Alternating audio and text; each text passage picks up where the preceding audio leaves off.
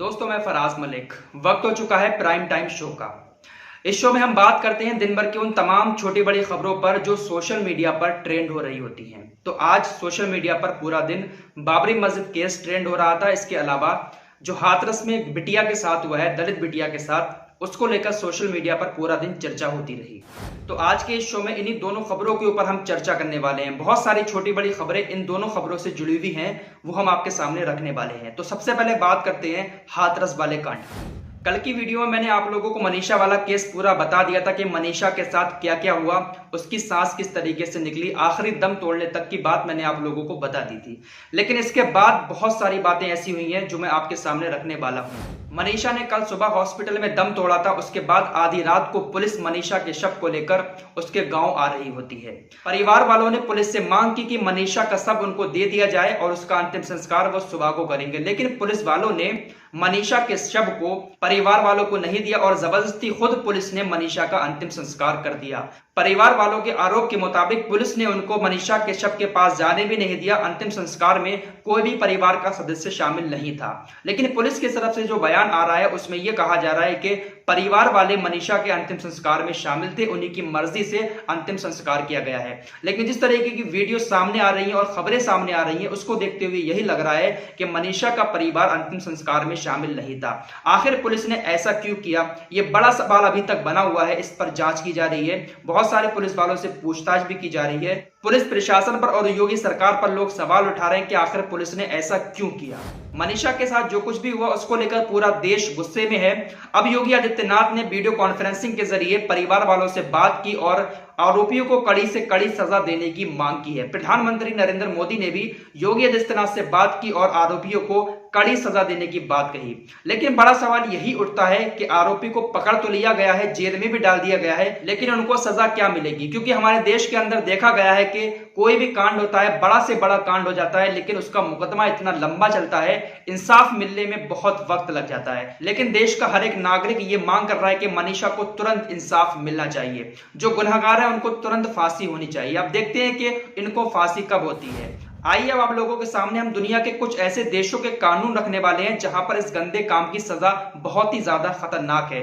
इसी सजा की वजह से वहां पर कुछ इस तरीके के काम नहीं होते हैं। हमारे यहाँ पर तो कानून पर ही लोग उंगलियां उठा रहे हैं। मनीषा के मामले में देख सकते हैं कि पुलिस के ऊपर कितनी ज्यादा उंगलियां उठ रही हैं। तो जब सजा देने वाले ही इस तरीके का काम करने लगेंगे तो फिर आरोपियों के हौसले कितने ज्यादा बुलंद हो सकते हैं, आप इस बात से अंदाजा लगा सकते हैं। तो सबसे पहले बात करते हैं हम अमेरिका की। अमेरिका के अंदर इस जुर्म की जो सजा है वो बहुत मोटा जुर्माना इस काम को करने वाले के ऊपर लगाया जाता है या फिर उसको उम्र कैद हो जाती है। इराक के अंदर अगर कोई शख्स इस तरीके का काम कर देता है तो पहले उसको पत्थरों से मारा जाता है बीच सड़क पर, उसके बाद उसको फांसी दे दी जाती है। रूस के अंदर इस जुर्म की सजा 30 साल है। 30 साल से पहले जेल से बाहर कोई भी नहीं निकल सकता, कोई उसको जमानत नहीं मिल सकती। उत्तर कोरिया के अंदर अगर कोई ऐसा काम कर देता है तो 20 सड़क पर उसके सर में गोली मार दी जाती है। संयुक्त अरब अमीरात में अगर कोई शख्स इस तरीके का काम कर देता है तो उसको अदालत फौरन सजाए मौत सुना देती है और 1 हफ्ते के अंदर अंदर उसको सजा दे दी जाती है।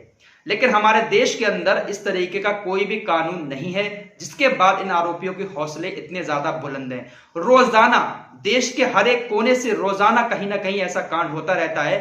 कुछ कांड सामने आ जाते हैं लेकिन कुछ केस दब जाते हैं। लेकिन अब वक्त आ चुका है कि हमारे देश के अंदर भी कुछ इस तरीके का कानून बनना चाहिए, वरना हमारे देश की बेटियां सुरक्षित नहीं रह पाएंगी। हमारे देश के प्रधानमंत्री नरेंद्र मोदी सत्ता में आने से पहले ये नारा देते थे कि बेटी बचाओ बेटी पढ़ाओ, लेकिन हमारे देश का हाल आप लोगों के अब सामने है। फिलहाल अब देखना यही होगा कि मनीषा के गुनहगारों को सजा कब मिलती है और कितनी मिलती है। कहीं ऐसा तो नहीं होगा कि निर्भया कांड की तरह ये केस भी बहुत लंबा जाएगा, उसके बाद आरोपियों को सजा मिलेगी। इन आरोपियों को जल्द से जल्द सजा मिलनी चाहिए और कानून के तहत सजा मिलनी चाहिए।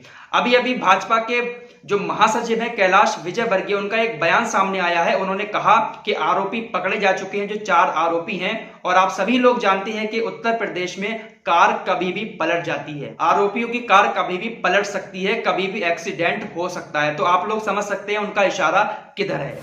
आइए अब चलते हैं दूसरी खबर की तरफ जो आ रही है बाबरी मस्जिद विध्वंस केस को लेकर। आप सभी ने अब तक सुन लिया होगा कि 30 सितंबर है आज, और आज सीबीआई की स्पेशल अदालत ने 32 आरोपी जो बाबरी मस्जिद तोड़ने के आरोप में उनके ऊपर केस चल रहा था, उनको सीबीआई की स्पेशल अदालत ने आज बरी कर दिया। उनके ऊपर जो आरोप लगाए गए थे कि इन्होंने बाबरी मस्जिद तुड़वाने के लिए लोगों को भड़काया था, उन सारे आरोपों को सीबीआई की स्पेशल अदालत ने बेबुनियाद मानते हुए 32 आरोपियों को रिहा कर दिया। सीबीआई की स्पेशल अदालत के जज सुरेंद्र यादव ने आखिरी फैसला सुनाते हुए कहा कि इन लोगों के ऊपर जो आरोप लगे हैं कि इन्होंने दंगा भड़काने के लिए भड़काऊ बयान दिए थे, ये बिल्कुल गलत है। बल्कि ये लोग बाबरी मस्जिद जो तोड़ रहे थे, कार सेवक उनको रोक रहे थे, ना कि दंगा भड़काने के लिए बयानबाजी कर रहे थे। ये लोग उन लोगों को रोक रहे थे मस्जिद को तोड़ने से। इसी वजह से इन सारे आरोपियों को बरी किया जाता है। आप लोगों को बता दें कि सुरेंद्र यादव जो है 1 साल पहले ही रिटायर होने वाले थे, लेकिन सरकार ने उनकी रिटायरमेंट की अवधि जो थी वो बढ़ा दी थी 1 साल। फैसला सुनाने के बाद आज सुरेंद्र यादव ने रिटायरमेंट ले लिया। इस फैसले के आने के बाद काफी सारे सवाल सीबीआई की स्पेशल अदालत पर भी उठाए जा रहे हैं। असदुद्दीन ओवैसी ने सवाल उठाते हुए लिखा, एक ट्वीट किया शायराना अंदाज में, वही कातिल वही मुंसिफ, अदालत उसकी वो शाहिद, बहुत से फैसले में अब तरफदारी भी होती है। कुछ इस तरीके से असदुद्दीन ओवैसी ने शायराना अंदाज में सीबीआई की स्पेशल अदालत पर उंगली उठाई। उन्होंने एक बयान भी बाकायदा जारी किया। अपने उस बयान में असदुद्दीन ओवैसी ने कहा कि बाबरी मस्जिद को अगर इन लोगों ने नहीं तोड़ा था, इन लोगों की साजिश से बाबरी मस्जिद नहीं टूटी थी, तो क्या बाबरी मस्जिद जादू से टूटी थी? क्या जादू से बाबरी मस्जिद के अंदर मूर्तियां रखी गई थी? क्या जादू से बाबरी मस्जिद का ताला तोड़ा गया था?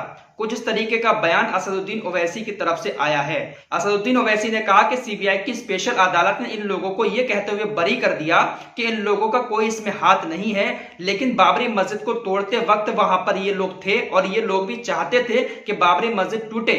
इन्होंने बयानबाजी की थी, भड़काऊ बयान दिए थे, जिसके बाद बाबरी मस्जिद के ऊपर कार सेवकों ने हमला किया था। तो बहुत सारे सवाल असदुद्दीन ओवैसी ने सीबीआई की अदालत के इस फैसले पर उठाए हैं। आप लोगों की इस फैसले पर क्या राय है, आप लोग कमेंट करके जरूर बताएं। इसके अलावा मथुरा के अंदर भी जो एक मस्जिद को लेकर विवाद हो रहा था, उस मस्जिद को बताया जा रहा था कि ये कृष्ण की जन्मभूमि है, भगवान कृष्ण की जन्मभूमि है, उसके ऊपर यह मस्जिद बनी हुई है। उसको लेकर कोर्ट में एक याचिका भी दाखिल की गई थी, लेकिन कोर्ट ने उस याचिका को आज रद्द कर दिया। सिरे से उस याचिका को रद्द कर दिया, जिसमें यह कहा गया था कि हमें जो 13.37 एकड़ की जमीन है, उस पर भगवान श्री कृष्ण का जो जन्म स्थान है, उस पर हमें मालिकाना हक चाहिए। इस मस्जिद को हटाकर हमें मालिकाना हक दीजिए। तो कोर्ट ने उनकी इस याचिका को रद्द कर दिया सिरे से और कह दिया कि ऐसा बिल्कुल भी नहीं होगा, क्योंकि हमारे देश के अंदर एक लॉ बन चुका है, जो धर्म स्थान इस वक्त में जहां पर है वो वहां पर बना रहेगा, उसको अब नहीं तोड़ा जाएगा। तो आज के लिए बस इतना ही। मिलते हैं कल एक और नई वीडियो के साथ। तब तक के लिए आप लोग अपना ख्याल रखिए और इंस्टाग्राम पर हमें फॉलो